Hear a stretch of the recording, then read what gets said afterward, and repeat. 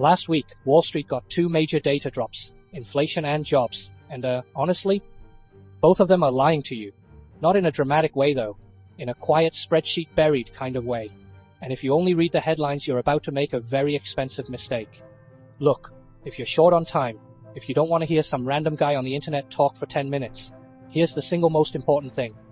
Headline CPI came in at 2.4% year over year, and 130,000 jobs were added. Sounds fine, right? The problem is, when you crack open the actual internals, core inflation is running at roughly 3.6% annualized rate at this pace, and the economy quietly lost over 1 million jobs in revisions last year. That gap between headline and reality, that's where your money is at risk. Okay, now if you want the full breakdown, stick around, because I'm going to walk you through exactly what the data says, what it means for the Fed, for tech, and specifically for the AI-driven software sell-off that is punishing a lot of portfolios right now.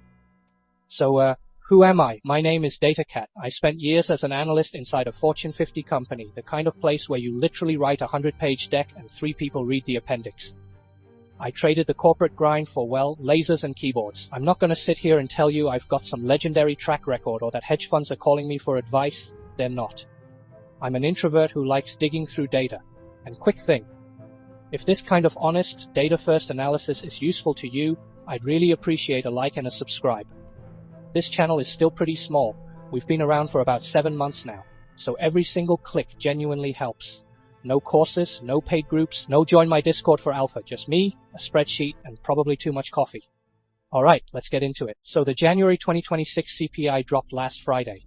Headline, plus 0.2% month over month, 2.4% year over year, down from 2.7 the month before. On the surface that looks like progress, and it is, well, kind of. But here's what the headlines don't tell you. Energy did a lot of the heavy lifting. Energy prices fell 1.5% month over month. Gasoline alone dropped 3.2%. So a big chunk of that cooling is really just cheaper gas. And I think a lot of that drop ties back to the Venezuela situation. Now, could that reverse? Sure. But this time around, the US government has been deliberately working to keep oil prices low. So it's not purely a market-driven dip, there's a policy hand on the scale. That doesn't mean it's permanent, but it does mean the floor under low energy prices is a bit more intentional than usual. Still, one unexpected disruption, one escalation somewhere else, and that tailwind becomes a headwind real fast.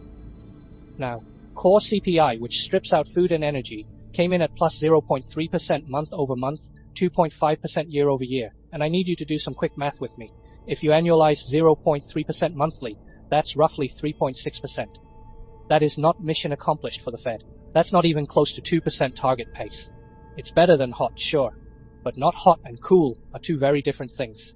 It's like a cat sitting calmly on your keyboard, technically not causing chaos, but you know it's one paw away from deleting your files. The sticky part, and this matters a lot, is shelter. Shelter costs rose 0.2% month over month, 3% year over year. Shelter is the single largest component of CPI, and it moves slowly. When shelter inflation is sitting at 3%, the Fed isn't exactly popping champagne. And then there's the noise. Airline fares jumped 6.5% in a single month. Used cars fell 1.8%. That kind of cross-current isn't a clean signal. It's not broad-based cooling. It's just messy. So bottom line on inflation, the headline supports a disinflation story. The internals, they describe a world where sticky core services are doing the heavy lifting on the upside, and energy is doing the heavy lifting on the downside. That's not a stable combination. Now let's talk about jobs, because this is where it gets, this is where you really need to pay attention. So 130,000 payrolls were added last month, unemployment at 4.3%, average hourly earnings up 0.4% month over month, 3.7% year over year. Headline writers called it a beat, fine, but look at where those jobs actually came from. Healthcare, plus 82,000. Social assistance, plus 42,000. Those two sectors alone account for basically all of the job growth. Meanwhile, federal government shed 34,000 jobs. Financial activities lost 22,000. That is not a broad cyclical acceleration. That's a defensive late cycle pattern. It's the economy hiring nurses and social workers while cutting bankers and bureaucrats. And then the under-the-surface stuff that nobody on news is talking about. Long-term unemployed, 1.8 million people. That's up 386,000 year over year. Part-time employment for economic reasons, simply a better way implying people who want full-time work but can't find it, is up 410,000 over the year. These are not signs of a labor market that's firing on all cylinders. But the real story, the thing that should honestly be a bigger deal than it is the revisions. The Bureau of Labor Statistics benchmarked down the March 2025 payroll level by 898,000 jobs. They revised total 2025 job gains from 584,000 down to 181,000. And by year-end 2025, the level difference grew to roughly 1,029,000 fewer jobs than originally reported. Let me say that again. Over 1 million jobs that we thought existed in 2025 didn't. They just vanished in a data revision. Now that I think of it, I remembered vaguely there was one particular comment a few months back saying that is not uncommon, implying I was just exaggerating facts. And if you think over 1 million jobs revision is not a big deal, then I don't think there's simply enough data or evidence in the world that I could talk you through it. That's like your cat knocking an entire vase off the shelf. Except the vase is the foundation of every strong economy argument you've heard for the past 12 months. So the labor market isn't collapsing, but it's weaker than advertised, it's narrower than advertised, and the historical data we were basing decisions on was significantly wrong. Alright, so here's where we connect the macro to your portfolio. Right now, equities are caught between two forces and you need to understand both of them. Force number one, the macro rate sensitivity channel. Even as how I just frame it, jobs aren't collapsing, which means the Fed has no urgency to cut. Core CPI at 0.3% monthly keeps alive the higher for longer, fewer cuts narrative. That pushes real yields up. And again, simple logic, when yields go up, who gets hurt the most? Long duration growth stocks, which includes, you guessed it, software and tech. Force number two, the structural AI repricing. Separate from macro entirely, investors are looking at AI agents, AI workflows, and asking a very uncomfortable question. Does this cannibalize traditional software? Seat-based SaaS, data services. If an AI tool can do what a $22.50 per month subscription does, why would a company keep paying? The S&P 500 Software and Services Index was down roughly 20% year-to-date by early February. That's not just a dip, that's a repricing of business models. And here's the critical thing. When both forces hit at the same time, macro pushing yields up and AI fear compressing multiples, software sells off in a way that feels disproportionate. It's non-linear.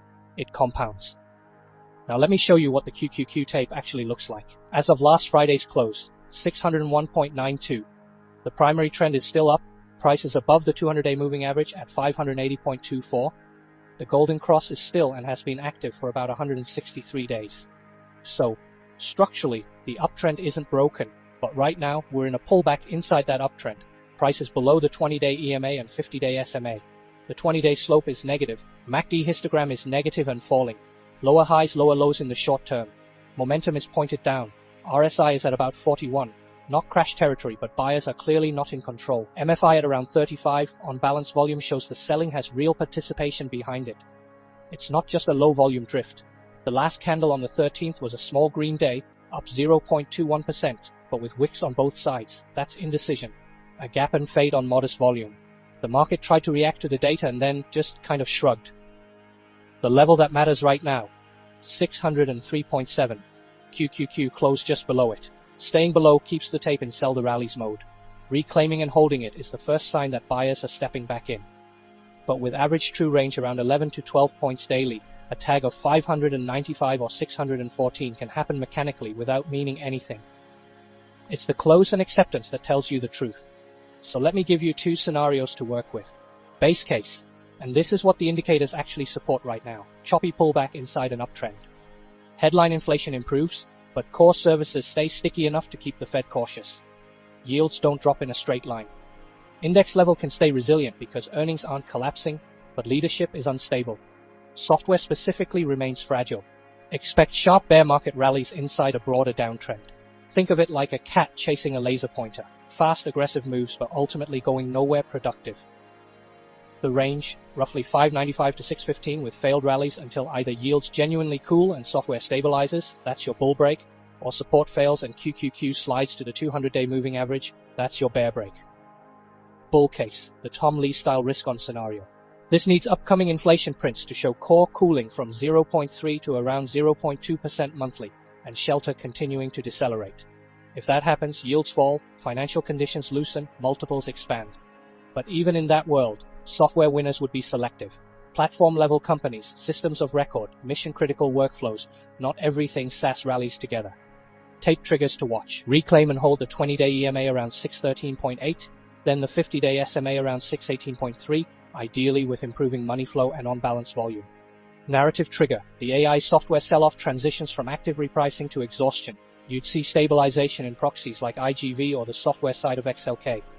And if that transition happens, the snapback tends to be fast, because a lot of institutional players are underweight and hedged after a momentum downtick. So when the turn comes, it comes hard. So that's the full picture. Inflation looks better on the outside than it does on the inside. The job market is standing, but it's standing on revised shaky ground. And software is caught in a vice between macro pressure and an existential AI question that doesn't have a clean answer yet. I know that's a lot, but honestly, this is the kind of stuff that doesn't fit in a headline, and I think you deserve to see the actual data, not just somebody's opinion about it. If this was helpful, drop a like. If you want more of this, honest, slightly obsessive data breakdowns from a guy who used to do this in a cubicle and now does it with a cat on the desk, subscribe. We're a small channel, about 7 months in, and I'm grateful for every single one of you who shows up. Alright, DataCat out. Go check your portfolios and maybe pet a cat while you're at it. Statistically, probably lowers your cortisol more than staring at a candlestick chart. Probably. Assume they aren't biting back. I'll see you in the next one.